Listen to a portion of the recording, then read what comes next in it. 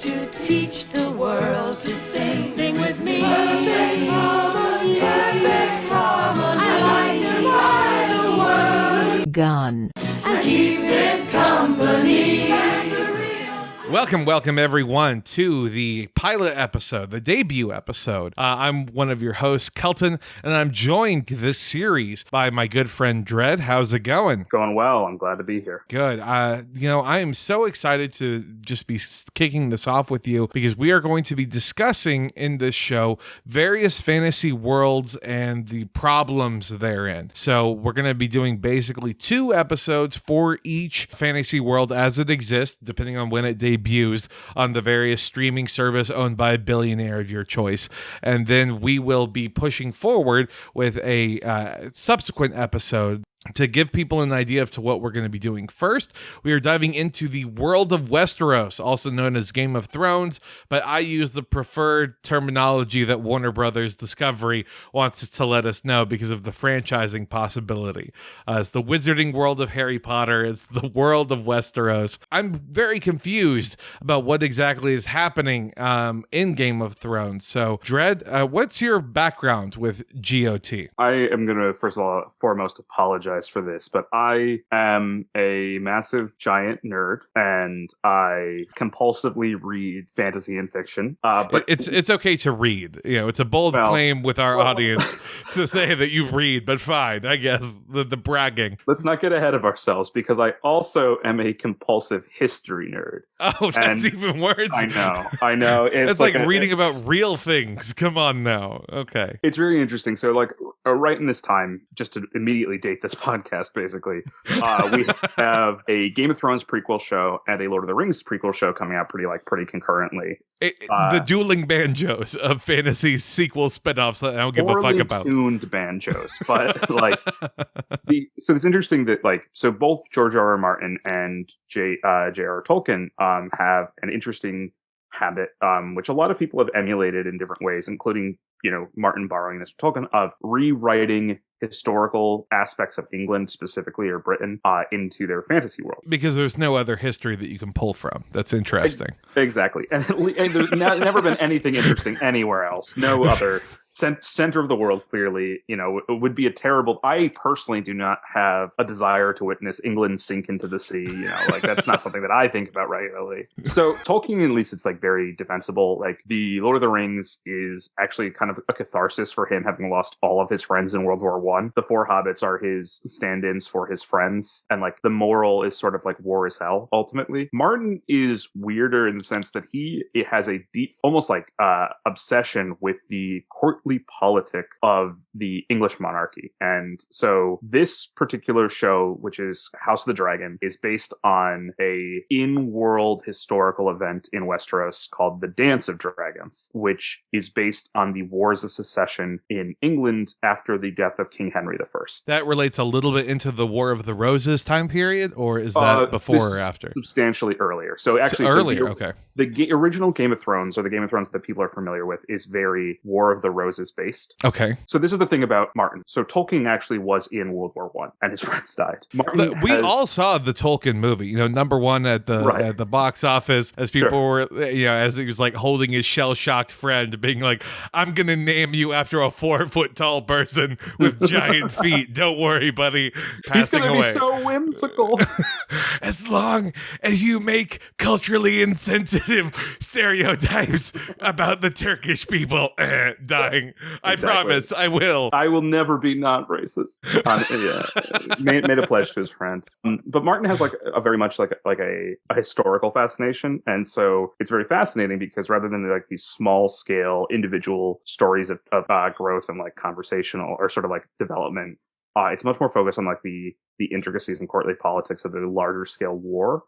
And so Game of Thrones, that people are familiar with from the show, is very much based on, the War of the Roses period and aspects of that. Or it might have been a different war, but I believe it's War of the Roses.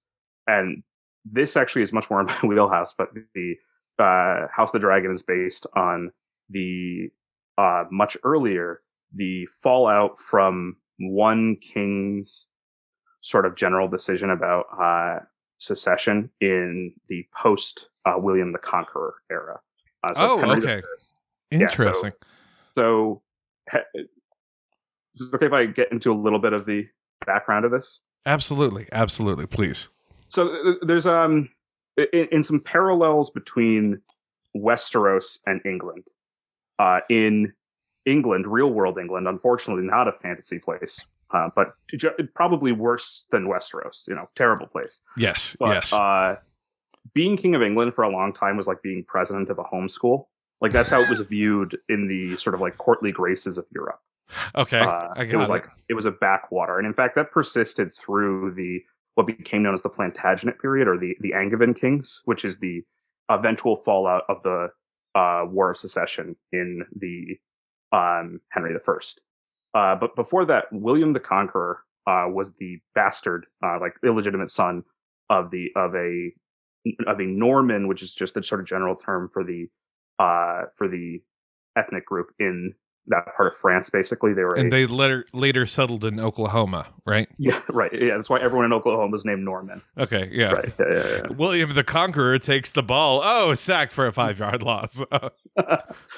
But so William was very aware that he didn't have land to inherit in France, or in that point, like basically the structure of the Normandy was not going to be giving him any land. So basically he roused up a bunch of his dad's like extra knights. His one of his like siblings actually contributed some forces. Basically like we don't want you here causing trouble. Go take over something. Like we're worried that you're going to try and kill one of your family members to get their land. So exactly. Why don't you go take some of a stranger's land? Yeah, right. Sure. And the land that was taken was England, which was the home of the Anglos at that point. Like, got it. Yeah. Where the term Anglo-Saxon comes from. It's like Saxons are actually another Germanic group. Like once again, the ethnic migration and pathways of Western Europe in the like pre-medieval times is actually very fascinating, but it's not like super relevant to this. The point is that it's white people doing war crimes against other white people. It's the best period of history. Absolutely right. Exactly. There are no good guys because the people you root for will become history's greatest monsters at some point. So yeah, at some point, let's go. Kill all those honkies. The Normans win in England effectively due to basically two things. Basically, a really bad battle planning on the part of the King Harold, who like basically he gets baited by the oldest trick in the book, a fake retreat, and then the existence of the crossbow. Like the crossbow is a major thing. God damn it. Okay, well, see, hold on. I need to pump the brakes here because again, with the title of the show. A crossbow, you say? Yes, this is an important point to make. That the show, of course, being called I'd like to buy the world a gun. Like to buy the world a gun. Like in our world, our real world, basic like advances in firearms or in archery, was a huge difference in the Battle of Hastings. Yes, absolutely. I mean, anything that basically is going to give just I guess a bastard army a superior technological advantage, like that's how genocides happen. Let's go. Like that is the way that history operates. So I'm pretty stoked about that. So the big thing for the Battle of Hastings, which would be pre the Game of Thrones thing, is that crossbows penetrated through shields. And so the Norman army kept faking retreats, and then the Anglos would just like charge after them and then just like holding a shield because they're used to being able to basically hold off longbow fire by holding a shield over their heads. And instead, all of a sudden, crossbow bolts would just come straight through their shields and kill them. Jesus. And the equivalent of the crossbow in the Game of Thrones universe is a dragon. Hell yeah. And I say that to say that like the Targaryens, who people might be familiar from the main Game of Thrones, who are the central figures in this House of the Dragon, are effectively the descendants of the Norman conquerors, or in this case, they were just some random people in their homeland. Yeah, they weren't they called like the Andals, or was that? Am I getting stuff confused? I don't remember that particular part of it. They were like the Targaryen families were effectively just some random lesser nobles or even like lesser people in their original home, and one of them witnessed like basically a premonition that they were going to survive the Doom of Valeria.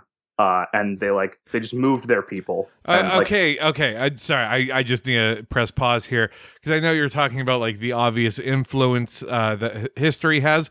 This is Jor-El with Superman. Okay, yes. Like, oh no, our entire people group is going to leave. I, as one of the nobles, decide that we have to go. Oh no, silly old whatever the fuck this guy's name is, Annie's or whatever. I'm not sure how Valerian. Aegon the Conqueror. Okay, fantastic. Good job, Aegon. Why don't you get gone out of here, huh? That's probably what they said. Actual line from that took place in this fictional world. So basically, Aegon the First, which is like Martin's version of Norman the Conqueror, and his two wives, who also were his sisters, nice. Leave respect Valeria like just before this like apocalyptic event with dragons.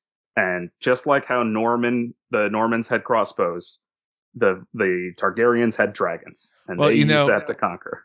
Again, Westeros had a lot of like good anti-dragon legislation passed, but the fact that in Valeria it was so easy to get a dragon, that just meant that people would get dragons in Valeria and then bring it into Westeros. You got to be careful. Exactly. It really shows the limitation of like state by state. The 10th Amendment really weakened the people of Westeros. The only thing that stops a good guy with a dragon is a bad guy with a dragon. You might think that I got it backwards, but that's actually how Game of Thrones works. So, okay. So to round things up, I'm sorry to ramble on English history. No. House of the Dragon, which is based on, once again, the in-world story, the Dance with Dragons, is effectively the Targaryen Civil War, or a battle between what if the people that unilaterally had ruled with dragons instead decided to fight each other? Good. Again, no good guys in this story because, that's the way it works.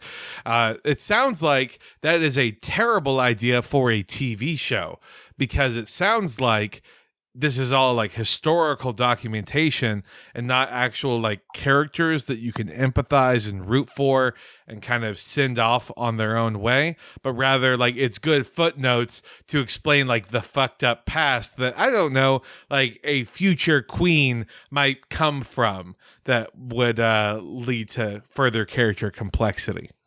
Yeah, I mean, I think like pretty, not talking from a historical point of view, but talking from like a show running point of view, like it already very clearly is going to suffer rather from prequelitis, where like it has to. There are literally no surprises or stakes if you don't like.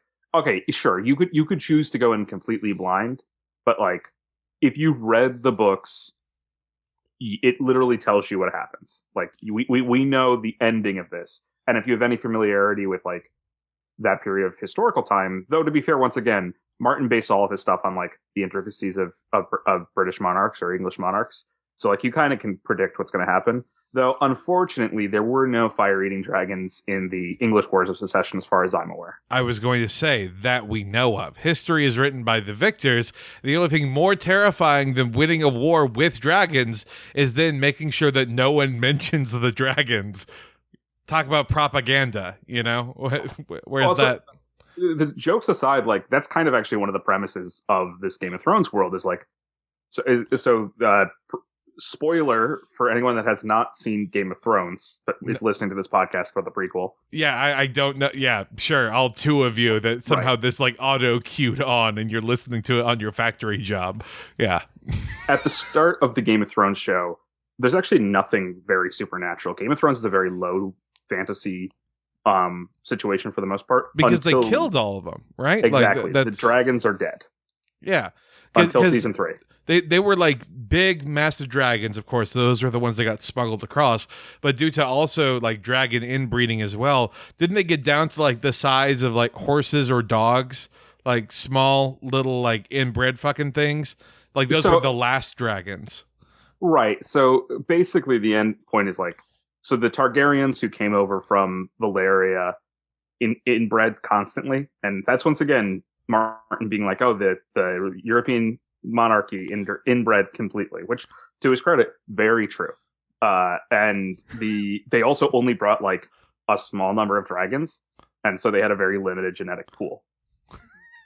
But also, it was mostly fine because they weren't fighting wars against people with dragons. And when you're fighting wars against people, okay, so once again, to bring the analogy back to guns, if you have a nuke is what it sounds like. Well, I would say more accurately, if you had like a really, really good battleship. Okay, yeah, that is probably better. Yeah, that only you could drive. So only you and your chosen heirs could drive. Nice. Okay. You would be able to take over Westeros in 2 weeks.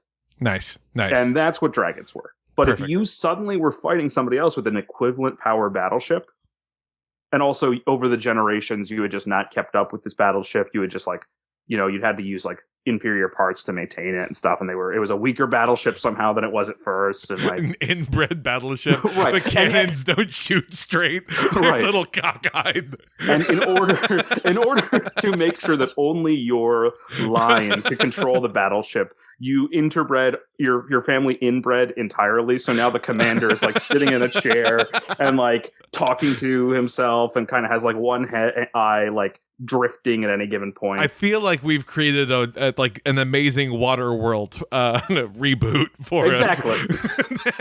us. And then you fight another battleship with a similarly inbred captain. Like that's when stuff gets weird. Yeah, I get it. I can see how that might be a problem. Man. So I'm just loving the idea of like a giant, picturesque battleship that is gradually getting replaced with like wood and then shittier wood on top of that. And then they're like closing off entire levels of the battleship. They're like, well, fuck it. We don't know what to do here with it. So, that makes a lot of sense. I do have a question though about the actual war that exists between the Valyrian, I want to say Valyrian families, but it might just be one family. Regardless, what made Game of Thrones as a show work so well, in addition to being rather low on the actual fantasy side for the first couple seasons, was the scope of characters kind of went from it was almost like an upstairs downstairs kind of show of where like you saw the lives of the court, you also saw the lives of the regular people. Now, the show kind of fell apart by having all of the regular people end up becoming knights and princes and like the special born and blah, blah, blah.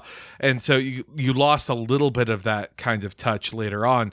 But it doesn't sound like there are going to be that many regular people in this House of the Dragon show, because everyone is connected and is someone to ancestor or does something to someone to ancestor, and that's important. So, yeah, I actually think that's a really fair potential worry. I don't know how they're going to... I have to assume if they have any confidence, which is a big ask, they will sort of add in those common people, those everyday people into the story. But at least from what in-universe in Game of Thrones is known, and like with the fact that it's based on... So it's once again, it's very loosely based on the English Wars of Secession with Henry I.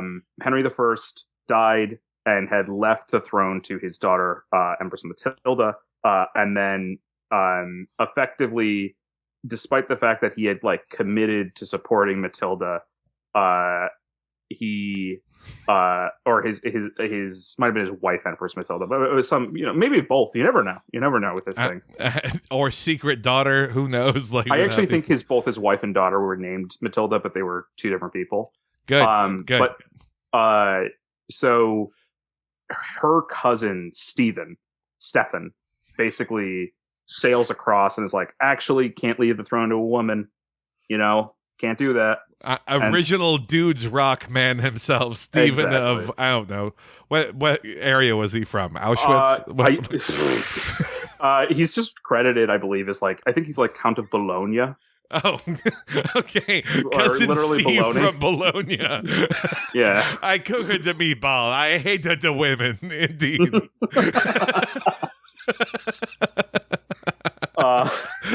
Yeah, Steve Bologna is basically takes the throne, and then Matilda never actually sits on the throne, and eventually her son Henry II takes the throne. Oh, and okay. Henry II, it's like a set of complicated wars, and once again, kind of to the rest of Europe, seen as being the equivalent of being principal of a homeschool again. So, Henry. So the actual much more interesting period in real history is the next immediate period, which is Henry II, his three interesting sons, and their sort of struggle for throne. So Henry II eventually marries Eleanor of Aquitaine, who's the ex-wife of the King of France. Uh-huh. And so if you want to talk about principle of homeschool, Henry II is marrying I want to say woman 13 years his elder, nice, who is the ex-wife of the King of France. So Henry II is the Pete Davidson of this world. Yeah, all exactly. Right. And the Hell yeah. King of France up white boy with the sauce. Getting it on with the King of France's ex. And Henry has three sons. Henry III, the Black Prince of Wales, who dies in a jousting accident, of course. And then so cool.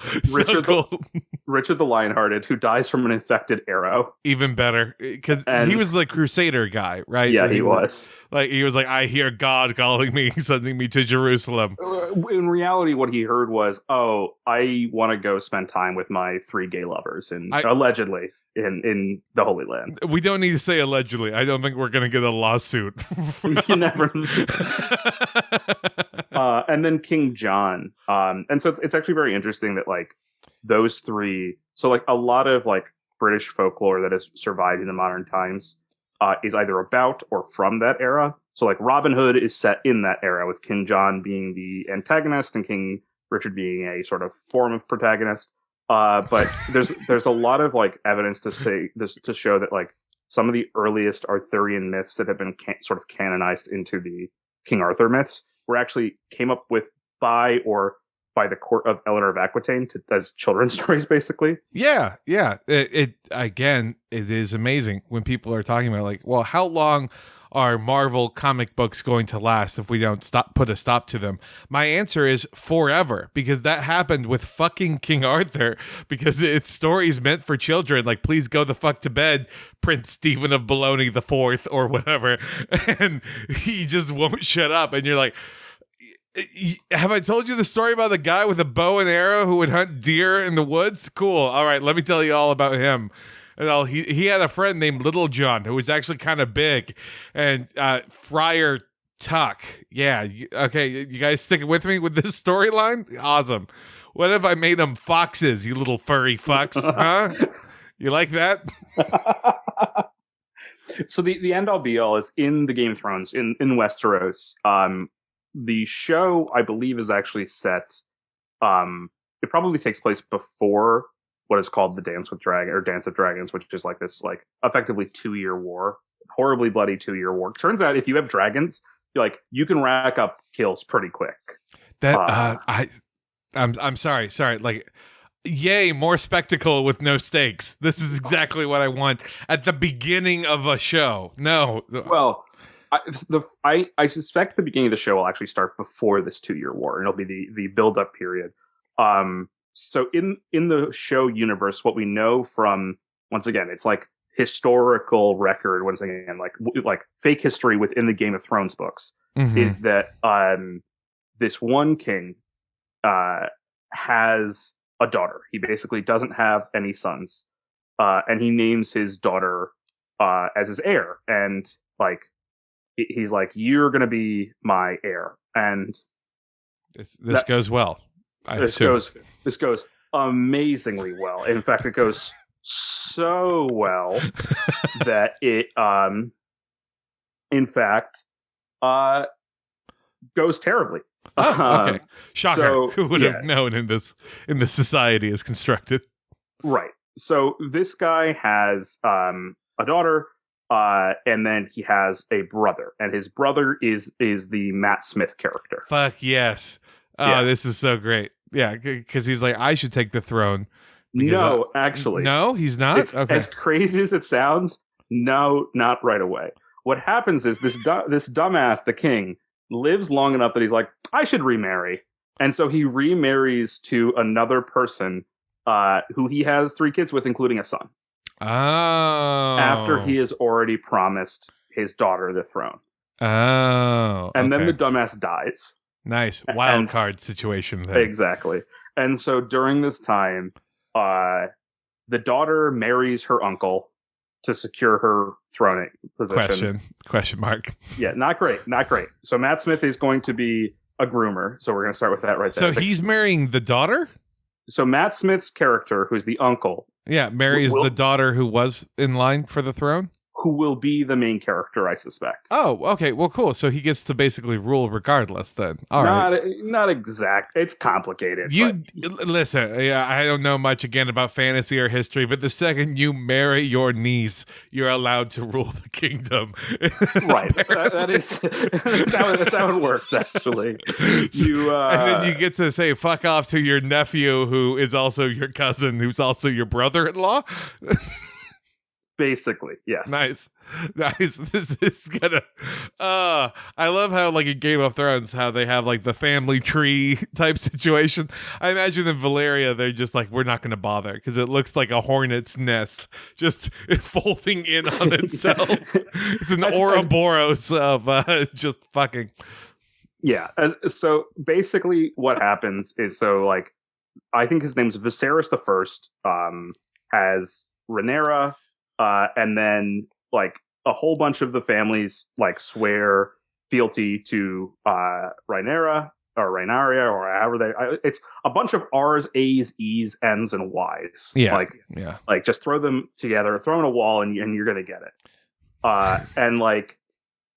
They're also all going to get Americanized nicknames that are one syllable. They're going to be like, come on, Rye, or, like, whatever they do always in fantasy shows. I guarantee it. You're gonna be like, come on, Nick. It's gonna be like, God, it's all. I hate it.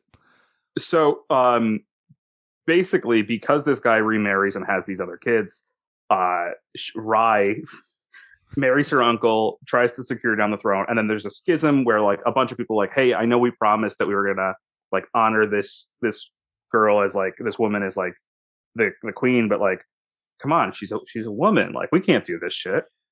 Like, there's a perfectly good boy over there that can rule. He's 4, already a man. Look at him. And then, is he throwing a tantrum, or is this like his default personality because of all of the inbreeding? We don't know. It just seems like a miserable situation. But okay, they got dragons, so gotta respect him. Yep, and like, I think technically, like, her half brother who gets named, like, I think she's like in her 30s or 40s, and then her half brother's like 20 or something. Mm-hmm. Like, so not fully just like a toddler prince, but like, still, basically, there's a huge schism. A bunch of the houses pledge loyalty to one, a bunch of the others pledge loyalty to the other, and then there's a war with dragons. I hear you, and I understand that might be how it actually goes. But Dread, hear me out here. Make him even younger. I agree. Do a 100%. Baby's Day Out set in the Game of Thrones universe as the Valyrian Civil War is taking place. So he's just kind of running around the courtroom as fire is just, raining down and wars are being waged. A lot of like looking at people's knees and down as he's kind of waddling his way through over the clashing. So, very directly, it's pretty funny. Like, the fact that they're doing this is, to me, very funny because I think it's a tremendously bad idea just as a premise. And this is the one that worked, right? Like, because they had 5 different pilots that they were trying to greenlight, and then they're like, I guess this works. Sure. Yeah. Exactly. Like they're like, this is the one that is the closest to working because it's the closest to being like a actually fleshed out story. And I think it's just going to be like relatively awful. Like, yeah. How many seasons are we guessing for this right off the bat? I think that they ideally would want like a 4-season arc or maybe a 5-season arc. Okay, I'm going 3 because yeah, I think one I think season 3. for sure. Obviously, I think 2 is pretty guaranteed. Yeah, exactly. And so I think that then at the end of 2, they're going to realize, oh shit, like this is dead on arrival. We're going to give it a 3rd season. Like Westworld is on its 4th season. You know, like I don't know a single person who watches Westworld, and yet it's on season 4. Right. So, like again, I'm not. Maybe it lasts the 4 seasons, like you were talking about. But man, I mean, with how much it costs per episode, I would imagine that they are saying no, like it has to be a hit. Come on now. Yeah, I think that's like, I think that it can definitely coast 2 seasons on name recognition alone. I think like, once again, if we were going, if I was going to map out what I think that the actual arcs of the show should be, the first season should be basically setting up the king, setting up this like courtly intrigue, and it should literally end with him dying and the secession nonsense starting. Yes. The second season should just be like mostly political stuff, like with some mild stuff, and then like hold on. So I don't mean to pick nits here, but so you're saying the end of the first season of a show should end with the patriarch of the family that we're following dying, and then the second season of the show should be a lot of political intrigue as then we spend time with these characters. Yeah, it should literally just follow the first 2 seasons of Game of Thrones. Interesting. Again, if it ain't broke, don't fix it. Like, if we're gonna be ripping it off anyway, like you might at least rip off the good seasons. Exactly. Right. Like, no, it's only season 6 and 7 from now on. Well, so like, I really worry that they're gonna really try to go with the dragons right off the bat and like do these grand spectacle things right off the bat, but they really shouldn't. Like, honestly, if this was being appropriately paced, there wouldn't be a real skirmish until like the end of season 2 at the very earliest. I'm going to give you midway through episode 1. I'm probably. Again, I'm sorry. Based on how these trailers operate, like they are trying to throw everything they can to make people want to get buzz about their show. So maybe the skirmish is like in the set of a flashback or something like that. But like I guarantee you. Well, yeah, they're going to have to set up Matt Smith's character. So Matt Smith, for everyone who doesn't know, is playing Daemon Targaryen, who like is the younger brother of the king, eventually marries his niece, and is like supposedly the legendary warrior of his era. Nice. Okay. Fun fact, he wields one of those Valyrian steel swords. It's called Dark Sister. Because he wants to fuck it? Like, what's the situation here? I again, like, it's very complicated with why they would name these swords these things. So is he a good guy? Or I understand there's no good guys and bad guys necessarily with this world. Is he someone who people look back on and go, man, I wish we had him around? He's going to survive surprisingly deep into this show if they're following the books God damn it. correctly. Yeah, I know, with his bad wig. Can he not grow his hair out? Like, they had a whole pandemic delay. Like, what? Why couldn't they just do real hair for this? I have no idea. I suspect that the show is going to take a sympathetic lens. I think that I suspect that because of the way that they are billing things, I think Emmy Darcy's Rhaenyra or whatever, Rhaenyra Targaryen is going to effectively be the protagonist role. Okay. Which I think then makes Daemon, assuming they follow the way that the books are laid out and don't make him like more scheming and conniving, is going to be like basically her eventual heroic champion. Uncle. Got it. Yeah, groomer. But I think that I really wish they like lived an especially long time, because then that would make it be at least more palatable to me. There was to be like, he's 4,700 years old and she's only 1,900 years old. Like that Right. that would be at least better in my head. But the fact that they're like, no, she's like a teenager, if that even, and then he's sneaky old because he's Matt Smith. So he looked like he was 45 from the age of like 24, and then he's just kind of stayed that level. Exactly. So I think that he's going to be portrayed though as like a reasonably consistently heroic character.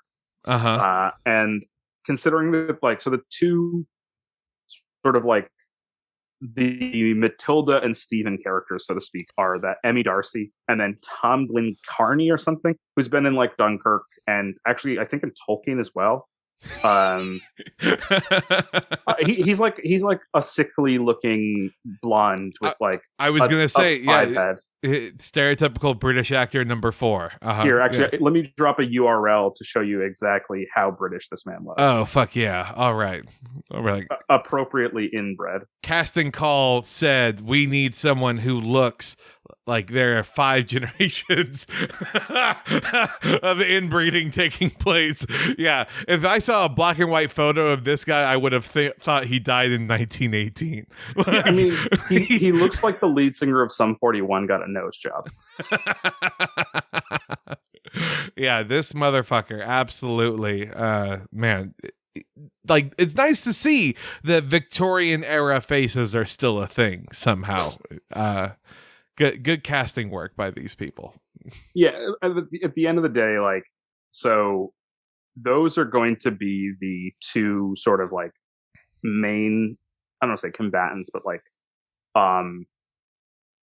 people who are matter for the actual like throne aspect of it. And he's not very highly billed or being featured in a lot of the advertisements for this show. Sneaky main character. So, yeah. Right. I think like he might just, I think that the first season might like very barely touch on it. Mm-hmm. So I think that like we're going to be setting up, I think they are deciding to make Damon, played by Matt Smith, like effectively the male lead for this season. Boo. And we're going to see a lot of him.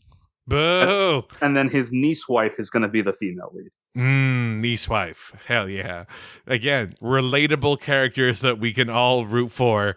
This is good. This is the path that they chose to take. They could have done something about like the era of the first men. They could have done something just talking about like the invasion that took place. They could have done something on the other side of Essos, just completely unrelated to anything that's going on.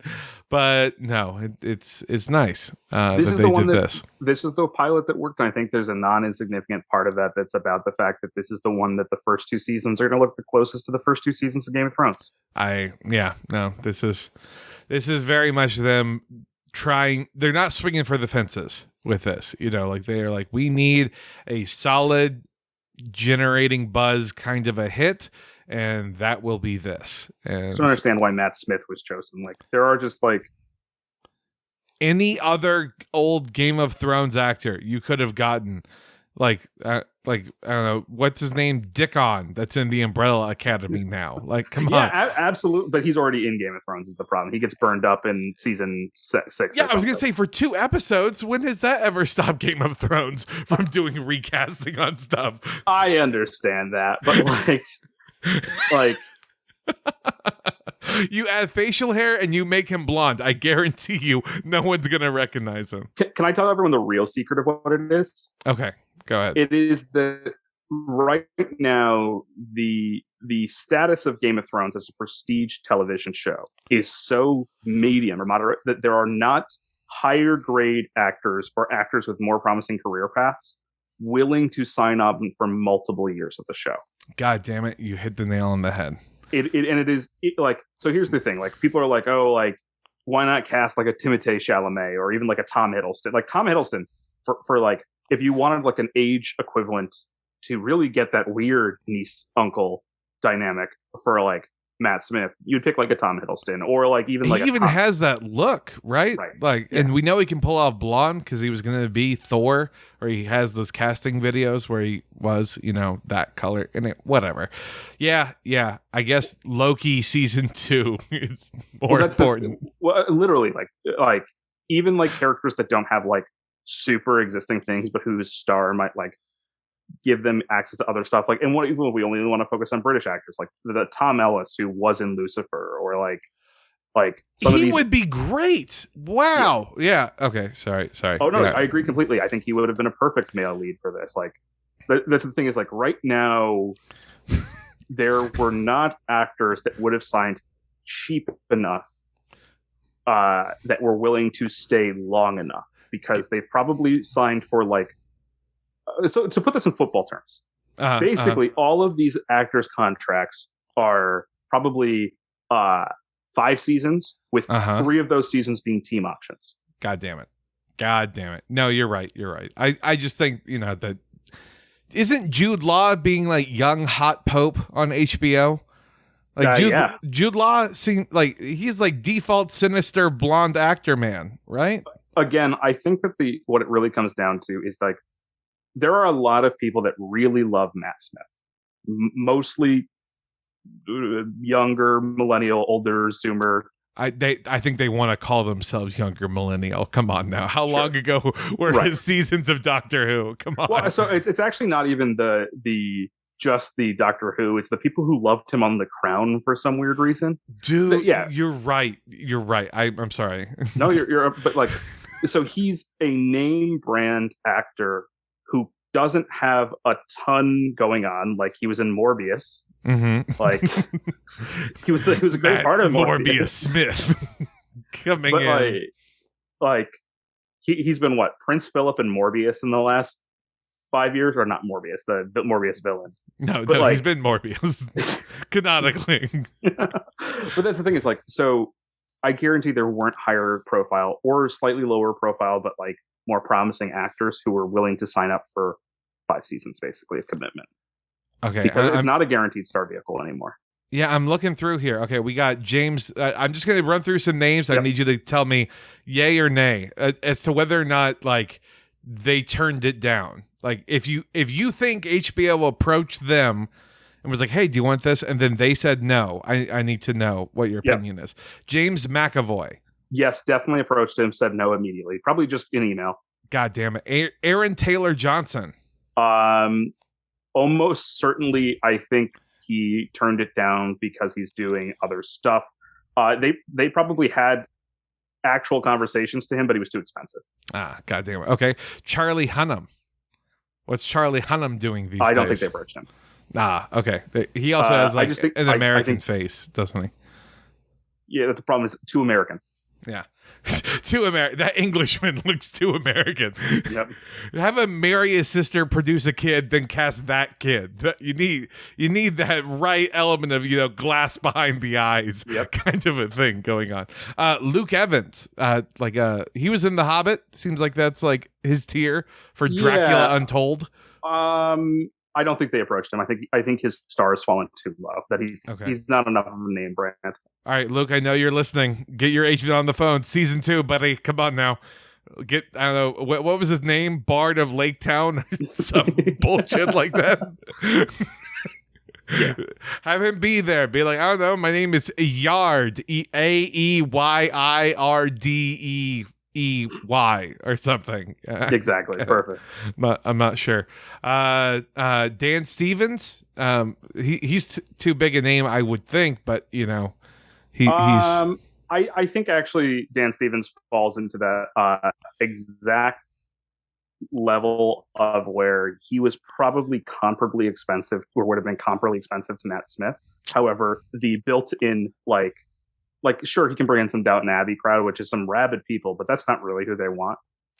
They really want the trash TV sort of crowd. God damn it. Okay. All right. Dan Stevens, also get on the phone. Come on. I got this. Oh no, I'm looking at it right now. Eddie Redmayne. Probably not. Probably didn't even take their call. Yeah, no, I mean, I think that's the ghost of Laurence Olivier. This list is very all CGI. Laurence Olivier.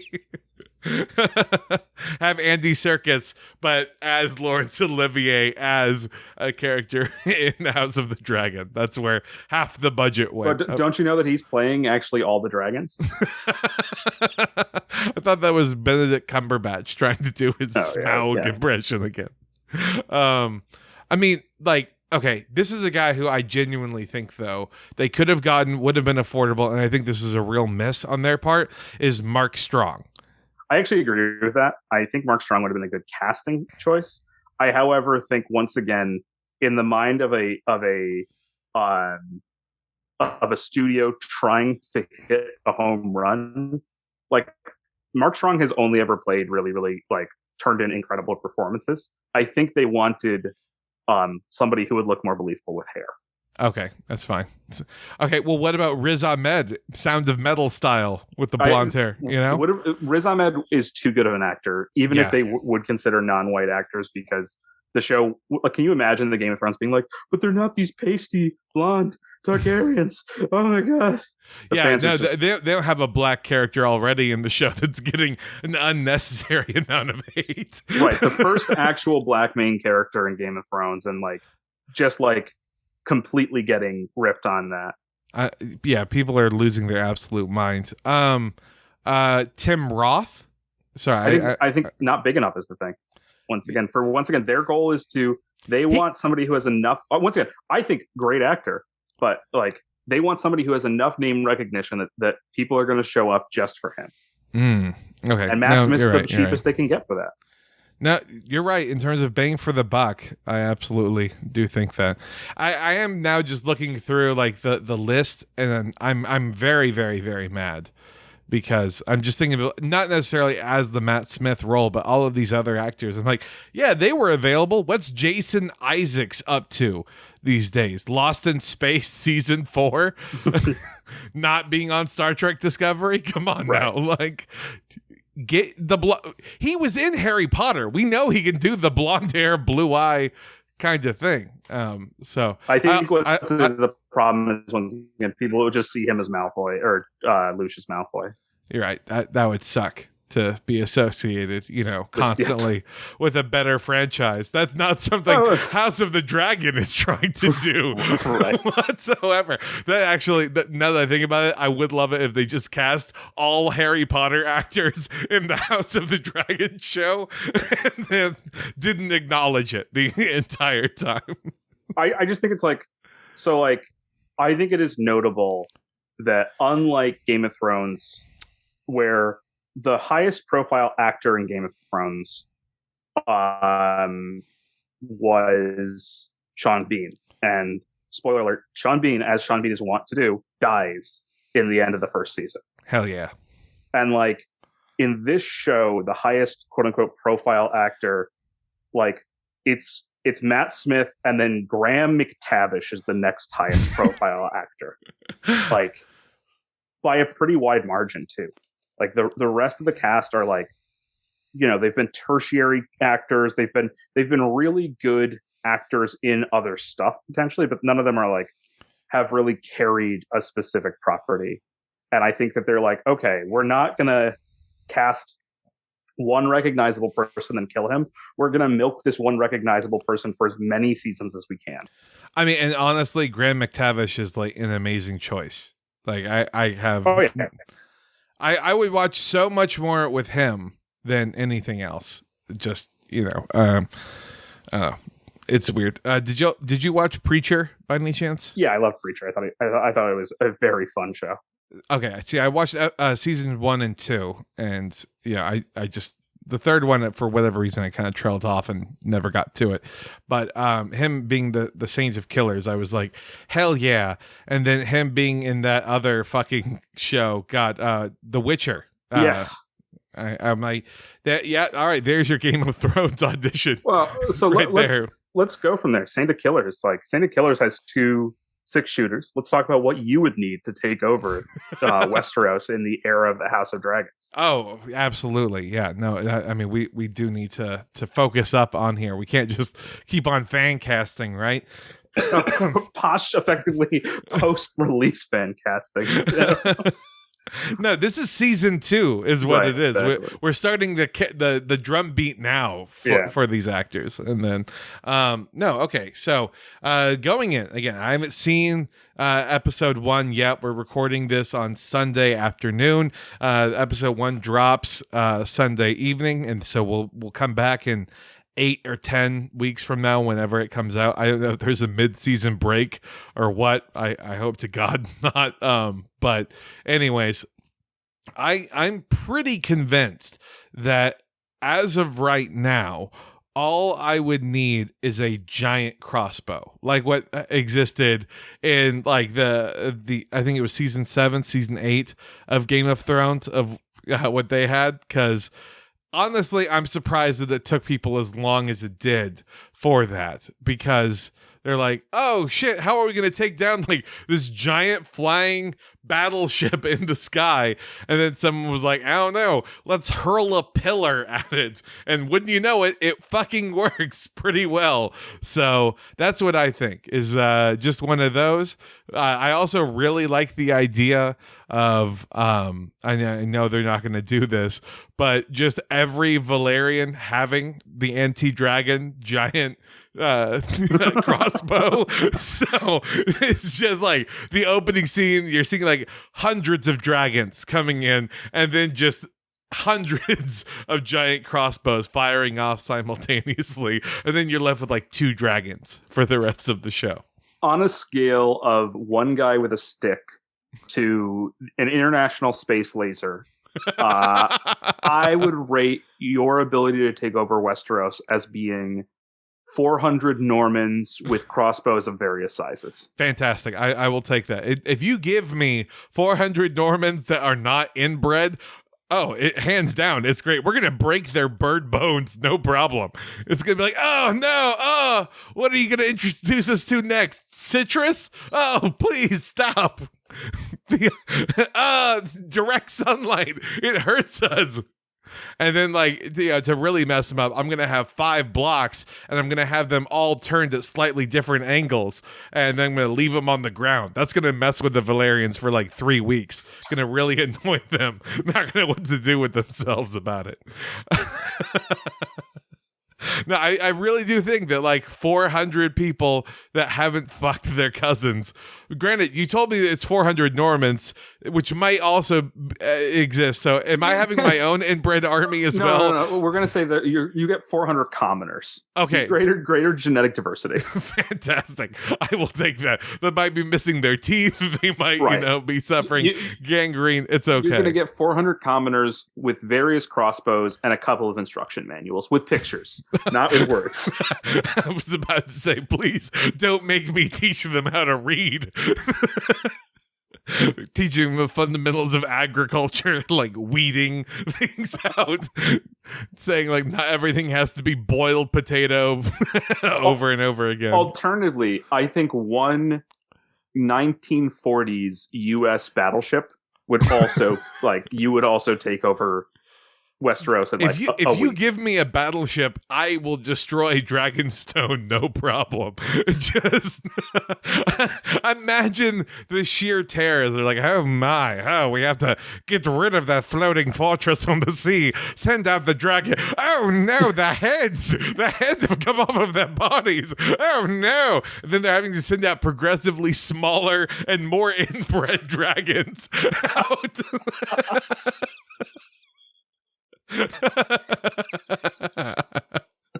And thus ended the Age of Dragons. And began the age of the battleship. Yeah. And then it just becomes Master and Commander on the far side of the world. I would love that so much. Episode 2 is like, the year is 487 CE. Oceans are now battlefields. Honestly, I would love that. The idea of Master and Commander, but it's Game of Thrones, is also 1,000 times better. That's just called Black Sails. Also starring Jason Isaacs, I bet. I sounds like he was on that show, if I remember correctly. I mean, probably. I know that the guy from Umbrella Academy was on that show. Oh, we'll see. Perfect. Let me see here. Jason. Tom Hopper. Oh, yeah, that's right. Jason Isaacs, Black. I don't think Jason Isaacs was on Black Sails. However, Toby Stevens, who looks like Jason Isaacs but a little bit less malnourished, was. I'll take it, honestly. I do think one battleship, though, is our firm line in the sand. That's our guesstimate for what would be needed to take him out. The thing is, if there weren't dragons, you wouldn't need a battleship. No, it's a competitive advantage, really, right, is all it is. And so all we've seen is like big spears go through.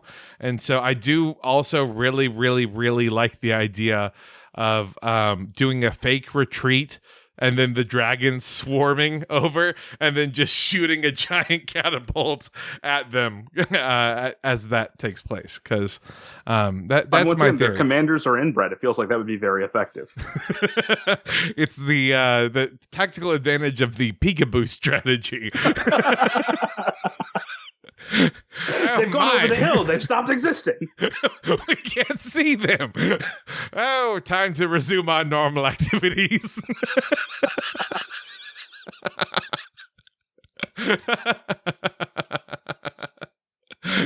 My God, they've come back. Ghosts. What magic and dark spells are they using? Oh, my. How were we supposed to defeat them? They have 10 fingers, 10 toes, 2 eyes, and most of their teeth.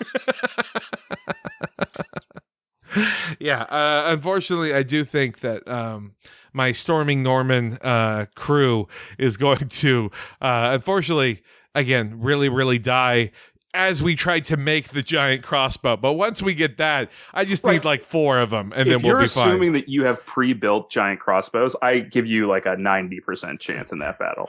If you have to assemble them, it's like, that's when it gets dicey. Yeah. Explaining the basics of physics to these commoners. Like, what do you mean if we draw it back, it'll make it shoot farther? It will. Trust me. This is applicable. You can use this when you get home. Lead an uprising of some kind. I've been told that your overlord, Steve Baloney, is a real son of a bitch. I also do like the idea, just in general, not even me being involved, but how far would 400 actual commoners go in the world of Game of Thrones? Because I think the savage barbarianism that takes place cannot be undersold. If you gave 400 commoners crossbows of various sizes, I do think they would be better combatants than most of the armies in Game of Thrones. I again really cannot stop thinking about just a wave of crossbows hitting all of these soldiers. Like all these soldiers, like, when we put our shields up, the bows, the arrows, they bounce them off. It's like that's the whole point. And it's like, my arm! Why has it gone into my arm? And then they die of like gangrene. Yeah, and that's the other thing too. We can just waiting game this shit, you know? Like you lay siege, you shoot crossbows, you leave. So yeah, I think that'll be good. What about you? Are you also of the opinion? Give yourself a couple giant crossbows or a battleship, you'll be fine. All right, let's see. I think that I would need. I'm not confident about the number of dragons. There are a pretty decent number of dragons. If they're inbred dragons, they're still dragons. But if I'm assuming, what do we want to put the over under on for the show? How many dragons are we going to get introduced to? I think we're going to get 6 or 8 dragons. Okay, all right. I was thinking 8. So if we put the idea being 8, so if there's more than 8, then we might be dicey. But what do you think you would be set up for? I think I could take down 5 to 6 dragons actually pretty not easily, but they're still dragons. Yeah. Oh, okay. Never mind. I just looked it up. There are going to be 17 dragons in, of course, the prequel. Fine. I guess we'll need a battleship run by the 400. Norman. Yes. Oh, yeah. One battleship run by the 400 Normans. It's like the USS Indianapolis. As we're all on lifeboats. I didn't teach them to swim. Oh, shit. Oh, my God. All right. Maybe don't combine those two armies. I do genuinely believe one well-run battleship would just destroy the entire Game of Thrones world. Absolutely. No, I mean... I think you have to start oil wars. It'd be a whole thing. I mean, again, we can get into it, but okay, 17 dragons. I'm actually going to double down. You give me like a week of prep time, and I will get these 400 Dormans knowing how to swim, operating a battleship, using a giant crossbow, not actual cannons, just the giant crossbow on the battleship. And I think we'll be able to take these motherfuckers out because, again... Well, the thing is, at least some of these dragons are going to be taking each other out. You know, I hadn't even thought of that really it's 17, but kind of split down the middle. Right. You just got to wait for the opportune time. This is a waiting game. Honestly, the greatest part about this thing is that this ends with 0 dragons. So you could probably just handle this with like a pretty good rifle. There's one good crossbow. We're just hanging out on the other side of the lake, just waiting, watching pillars of smoke go up. Like, oh man, busy day over there. All right, just wait. Just wait. Any day now, any day. The episode takes place is just a hard cut to us just learning how to fish, us, trying to do like 400 bottles of beer on the wall, just, trying to pass the time. Yeah, the last episode ends with somebody about to get crowned and then just 400 Normans just stormed into the wedding. It's the Norman wedding.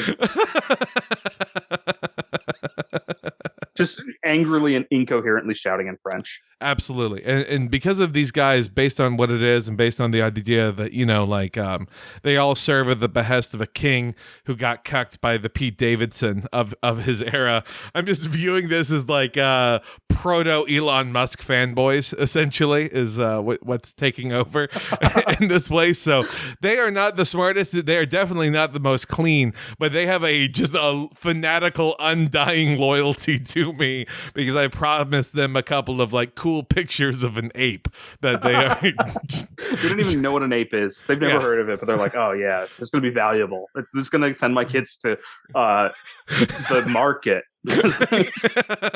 I'll be able to sell off my daughter for so much more now. This is amazing. All right. Well, I think that's going to be it for an episode. So the bar is both high and low for House of the Dragon. Dread, thank you so much for coming on and just, talking me through this, talking me off the ledge. I look forward to watching this and then figuring out how my Norman battleships will fare. Yeah, just every episode check in like, my Normans could have handled that. Yeah, we're fine. We're fine. It's really the disease on board the ship that I need to try. I'm frantically trying to get them to wash their hands. It's a real comedy of errors type situation. You're giving them greens and they're using it to wipe their ass. There's a huge anti-vax scare that's going on through the area, trying to avoid that typhoid taking over or whatever the fuck. Yeah. But yes, thank you again for this. So, I mean, we'll be back in 8 weeks, 10 weeks, however many episodes it is, to give a recap for the season. We'll also be coming back to review, not to review, but to do this kind of first introductory episode for the Rings of Power TV show. So I am very excited to pick your brain on that. I'm excited too. It's going to be great because it is weird to think that now with this show and then also Rings of Power and then also somehow there's going to be the what is it, Wheel of Time, but then also the Bene Gesserit show that's taking place on HBO Max. Like, the concept of what a gun can do or what modern weaponry can do, it speaks volumes here. So thank you again for joining me on this journey. Where can people find you, though, if they want to shout at you that actually they would only need 300 members to be on there? 300 Spartans on the battleship all sucking and fucking each other, though. That's what my 400 Normans could definitely... 400 Normans could definitely take 300 Spartans. I'm just going to point that out there. Just the crossbows beat shields. It's like rock, paper, scissors. Oh, absolutely. Plus, also, like, the Spartans of the era looked less like ripped Gerard Butler and more like everyone's uncle at a Euro stand. Like, they looked like me. So if you want to find me to yell at me, that's perfectly fine. I'm at Dread_Botlord at twitter.com, the hell site. Hell yeah. And like, you can tell me how far you would have gotten with how many Mormons. How many Mormons would it take for you to take over Westeros? Oh man. Oh, we're going back in time. Maybe instead of like a Jor-El comparison, it's actually like a Joseph Smith comparison. They got kicked out of, I don't know, medieval Missouri and are instead now trying to wander through into the great Salt Lake City that is Westeros. Okay, I got it. We can get this idea continuing on just a little bit. that was the sixth pilot.